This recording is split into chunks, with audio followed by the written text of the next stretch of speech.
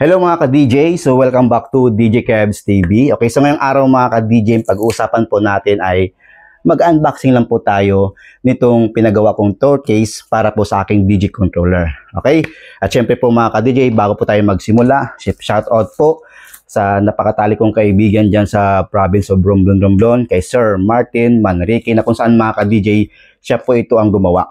Okay, siya po ang gumawa nitong tour case na para po sa aking DJ controller. Okay, so syempre mga ka-DJ, no, unboxing na natin.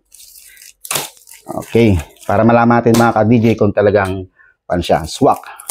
Kasi mga ka-DJ, nang pinagawa ko to sa aking kaibigan dyan sa Romblon, kay Sir Martin Manrique,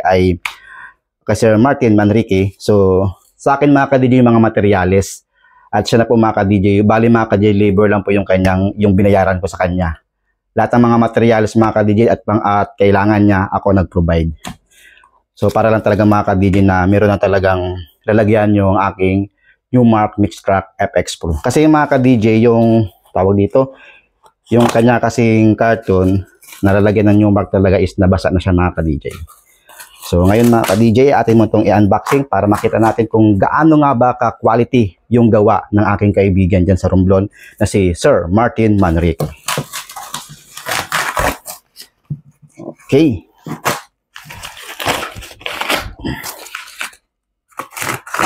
Okay. Wow. Yan.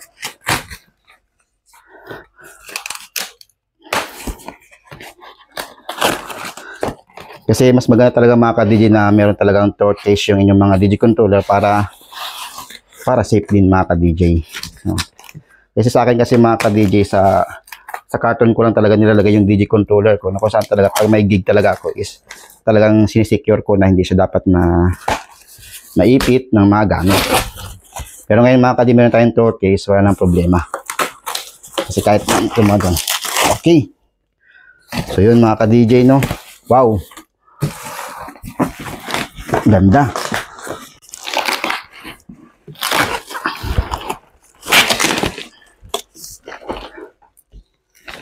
Okay. So yun mga ka-DJ, ito na po yung tour case, no, na ginawa po ng aking kaibigan dyan sa Romblon na si Sir Martin Manrique. So kung nyo mapansin mga ka-DJ, parang in-order ko dito sa Lazada. Pero ito mga ka-DJ, hindi ko po ito in-order sa Lazada, kundi DIY lang po ito ni Sir Martin Manrique, isa sa mga kaibigan ko dyan sa Romblon. Okay. So yun nga po mga ka-DJ, tanggalin mo natin yung plastic. Yan.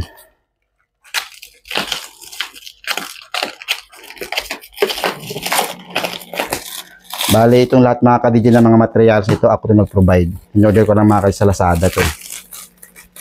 Tapos si Sir Martin, yung kaibigan ko, siya lang ang gumawa. Okay. Ganda.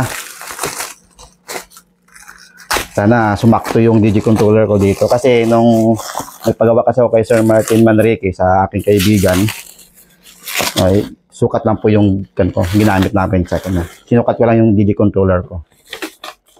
Okay.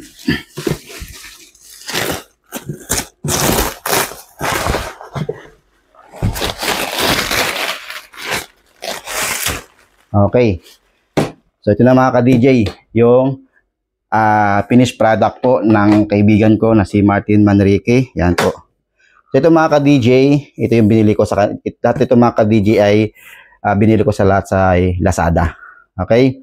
Tapos ito mga ka-DJ, itong kulay black nito, mapapansin nyo po, hindi po ito pintura. Kumbaga para lang siya sticker lang siya mga ka-DJ. Sticker lang siya na binili ko sa Lazada. Kasi nga mga ka-DJ, medyo mahal. May kamahalan kasi mga ka-DJ yung para siyang rubber na nilalagay dito. So ngayon, nag-con kami nung kaibigan ko na yung sticker na lang ang bibilhin namin. Okay? So ngayon mga ka-DJ, atin na pong buksan para malaman natin kung kakasya ba talaga yung aking DJ controller. Oops. Oops, okay. Yun. Amoy rugby pa. So siyempre po mga ka-DJ, sa loob niya ng mga ka-DJ ay mayroon po yung foam. May foam po siya mga ka-DJ. Yan, para mas maganda din yung ambience siya. Pati itong po mga ka-DJ, sa Lazada ko lang dito mga ka-DJ binili. Okay? Pangalawa din mga ka-DJ ay ito po. Yan. Ito po yung lalagyan ng DJ controller ko. Okay, so ngayon mga ka-DJ, kukunin ko lang yung DJ controller ko kung sasakto siya dito mga ka-DJ. Okay? Okay. So ngayon mga ka-DJ, nandito na po yung ating DJ controller na Numark Mixtrack FX Pro. So atin siya mga ka-DJ ilalagay kung talagang kasya siya. Okay? Yun. Yan siya mga ka-DJ. Ito siya mga ka-DJ. Yan. Mapapansin nyo mga ka-DJ, so hindi siya masyadong yung sakto talaga. Pero okay na itong mga ka-DJ. Bali, ang gagawin ko na lang dito para hindi siya alog, lagyan ko na lang dito ng para siyang foam, no, para hindi siya mag-alog. Kasi nga po mga ka-DJ, nang ginawa to talaga ng kaibigan ko is sukat lang talaga.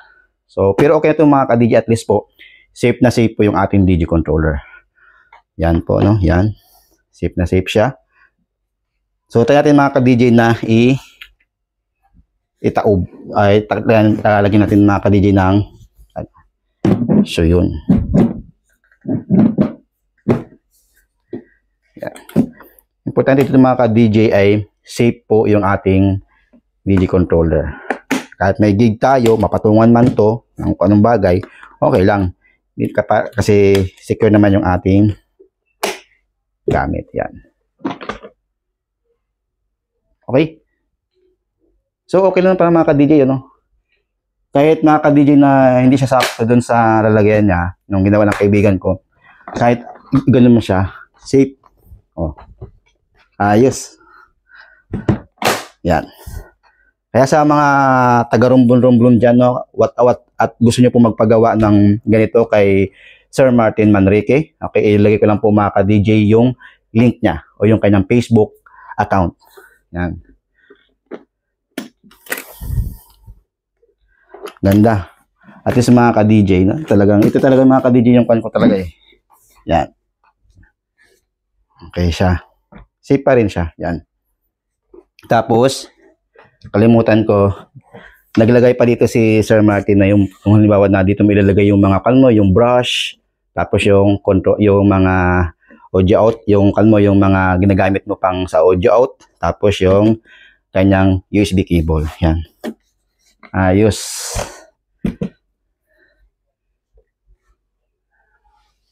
So, okay mga ka-DJ, no? So, success yung ating pinagawang third case kay Sir Martin Manrique.